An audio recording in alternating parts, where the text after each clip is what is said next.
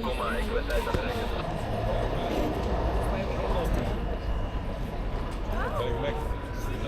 Doei doei!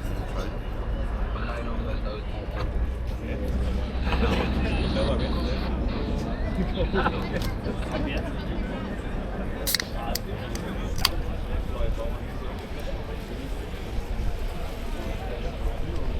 de VS3, sluit aan voor West-Oost.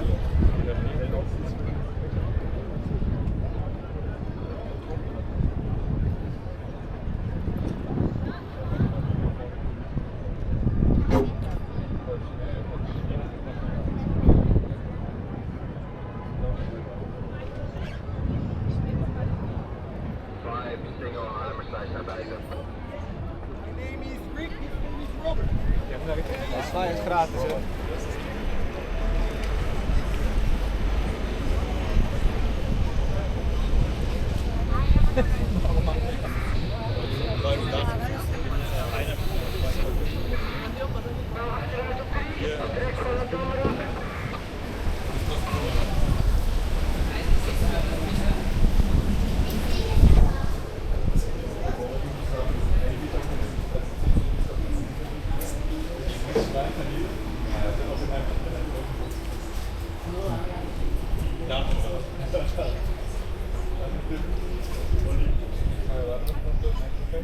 Alright guys, welcome on board on the Van Hemert Stakenburg number 3 is the name of the ship.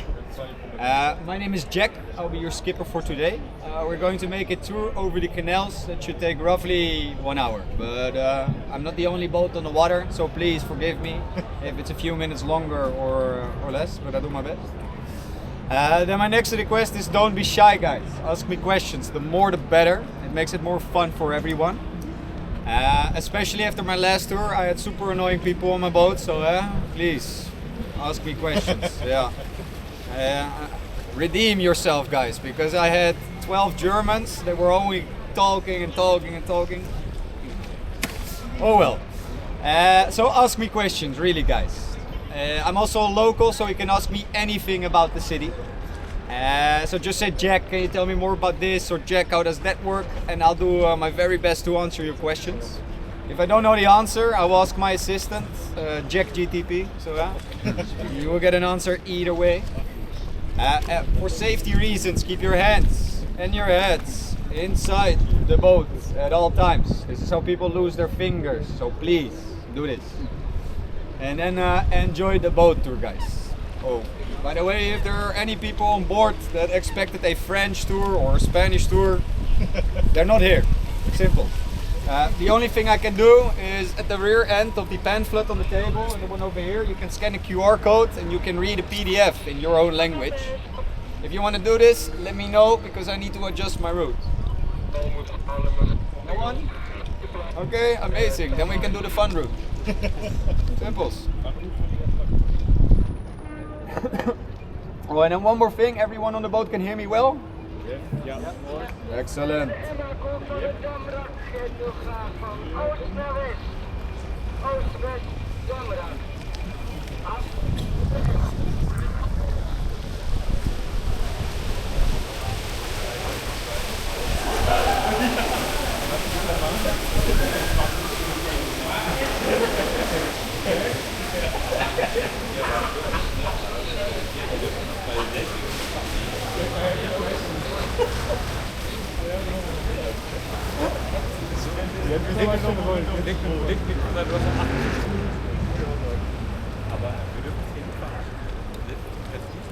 Ja, is die van de opa voor de Gelderse baan.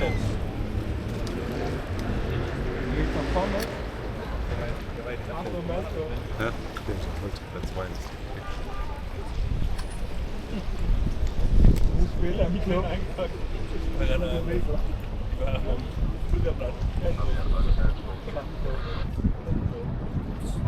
I have a question. Please. Why are those poles angled and not just straight up and down? It has to do with the foundation of the bridge itself, because they're anchored. So they follow that. Yeah. Okay. I just saw them that way. Oh, good question. To be fair, in the 6 years that I've been doing this, I never got the question. And I like the questions that I never had the most. How deep is the canal? The canals are 3 meters deep on average. There are some canals that are 2 and 4, but most of them average out on 3 or 9 feet. But we skippers like to joke about it, that it's 1 meter of water and then 1 meter of bicycles, and a few Teslas, and then 1 meter of mud. On average 3 meters. Yeah. But please keep the questions. Yeah. coming, Oh, don't be yeah. shy. Now, unlike Venice, though, which is constantly sinking, is this one pretty steady? Or? It is pretty steady, because what I always like to say when people bring this up, it's like, oh, we were already sinking from the start. Yeah. We anticipated for the sinking, because Right. the ground that we built on was already a sinking ground, so to speak. Okay. So it's not an issue in that sense. Of course, we have a lot of sinking buildings. I will actually talk about this in a little bit. But we kept this in mind, sort of, when we designed the city. Okay. Well, then, what I like to point out over here is, if you look at 9 o'clock of our ship, you can see this very narrow black house. And you can see how it's sinking on the left-hand side. You will see sinking buildings everywhere in this city. It's because Amsterdam is built on a big swamp. So our ground is very muddy, it is not stable. So before we build a house, we have to hammer down wooden pillars into the ground for those wooden pillars to reach solid bedrock. And only then we could build a house on top of the pillars. Only these wooden pillars get exposed to water and oxygen over the years. And as you might know, or not know, wood does not like water and oxygen. It eventually rots and then it snaps, and that's exactly what happened to the pillars underneath the houses of Amsterdam. Luckily we did learn from our mistakes, because we now replace them with concrete pillars. They're much more durable, they don't rot. Approximately 70% of the city standard is standing on concrete pillars. The remaining 30 still needs to be exchanged. But this is not an easy mission, guys. This is a super tedious process. This is like removing Jenga blocks from a Jenga tower, so it's not an easy task. Now you know why the houses are leaning left or right. But you will also notice that a lot of houses in Amsterdam are leaning forward. This was a big brain move. We did this on purpose. Because most of these houses were warehouses where we stored cargo that was coming into the city in the 16th and the 17th century. And then with basically any building, you can pick whichever one you like. You will see that at the very top of it, there is a facade, or of the facade, there is a beam pointing outwards with a hook on it. This was part of the pulley system that we used to hoist up cargo inside of the warehouses. And if your facade, the front, would be completely straight, every time when you hoist up cargo, you potentially hit your own house.